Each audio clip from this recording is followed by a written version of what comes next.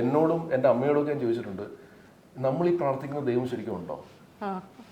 Definitely ഞാൻ ചോദിച്ചിട്ടുണ്ട്. അത് നമുക്ക് എല്ലാവർക്കും തോന്നിയിട്ടുണ്ട്. ചിലപ്പോൾ ചോദിച്ചു കാണില്ലായിരിക്കും, പക്ഷെ നമ്മൾ മനസ്സിലും വിചാരിച്ചു കാണും, നമ്മൾ ഇത്രയും കടന്ന് പ്രാർത്ഥിക്കുന്നു, നമ്മൾ നല്ല കാര്യങ്ങൾ നമ്മൾ ആരെയും വേദനിപ്പിക്കുന്നില്ല, എന്നിട്ടും എനിക്കിതാണല്ലോ കിട്ടുന്നത്. ഞാൻ എത്ര ദിവസമായിട്ട് പ്രാർത്ഥിക്കുന്നു ഇതിനു വേണ്ടിയിട്ട്, പക്ഷെ നടക്കുന്നില്ലല്ലോ എന്ന് നമ്മള് ദേഷ്യം വരുമ്പോൾ നമ്മള് ദൈവത്തോട് ദേഷ്യം തോന്നാറുണ്ടോ? നമുക്കല്ലേ കുറെ കാശും ചെലവാക്കുന്നുണ്ട്. വഴിപാടായിട്ട് എൻ്റെ അമ്മയും വൈഫൊക്കെ അത്യാവശ്യം വഴിപാടുകൾ നടത്താറുണ്ട്.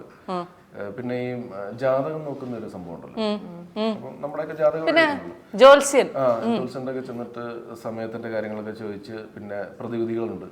അപ്പൊ അതൊക്കെ ഓരോ അമ്പലത്തിൽ പോകാൻ വേണ്ടി അമ്മ കൂട്ടിക്കൊണ്ടുപോകും, അല്ലെങ്കിൽ വൈഫ് കൂട്ടിക്കൊണ്ടുപോകും, അവിടെ ചെന്ന് പ്രാർത്ഥിക്കും. അവിടെ ഏതെങ്കിലുമൊക്കെ വഴിപാടുകൾ, അങ്ങനെ ഞാൻ പോകാത്ത എനിക്ക് പുതുതായിട്ടുള്ള പല അമ്പലങ്ങളിലും, എൻ്റെ നാട്ടിൽ തന്നെ ചേർത്തലയിൽ തന്നെ എനിക്ക് അറിയാമോ അങ്ങനത്തെ അമ്പലങ്ങളുള്ള കാര്യം. അവിടെയൊക്കെ ഞാൻ പോയിട്ടുണ്ട് ഈ വഴിപാടുകൾ ചെയ്യാൻ വേണ്ടിയിട്ട്. പക്ഷെ അതൊക്കെ നമുക്ക് ഇപ്പൊ ഏത് അമ്പലത്തിൽ പോയാലും, എൻ്റെ ഒരു കൺസെപ്റ്റ് എന്ന് വെച്ചാൽ നമ്മൾ ആ പ്രത്യേക ഇപ്പൊ ഈ ഒരു അമ്പലത്തിൽ തന്നെ പോകണമെന്നില്ലല്ലോ. ഏതൊരു അമ്പലത്തിൽ പോയാലും, ഏത് മതത്തിന്റെ ദേവാലയങ്ങളിൽ പോയാലും നമുക്ക് അവിടെ പോസിറ്റീവ് എനർജി കിട്ടുന്നത്. അപ്പൊ പ്രത്യേകിച്ച് ഇപ്പം എന്നോട് വൈഫ് പറയും, നമുക്ക് ഇപ്പൊ ദൂരത്തുള്ളൊരു അമ്പലമായിരിക്കും, ഓക്കെ, അവിടെ നമുക്കൊന്ന് പോകണം കേട്ടോ. ഞാൻ പറഞ്ഞു, എന്തിനാണ് ഇത്രയും ദൂരം പോകുന്നത്?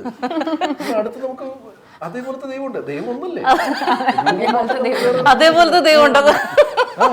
നമുക്ക് ഇവിടെ അടുത്ത് പോയി അദ്ദേഹത്തിന്റെ കാര്യം പറഞ്ഞ പോലെ.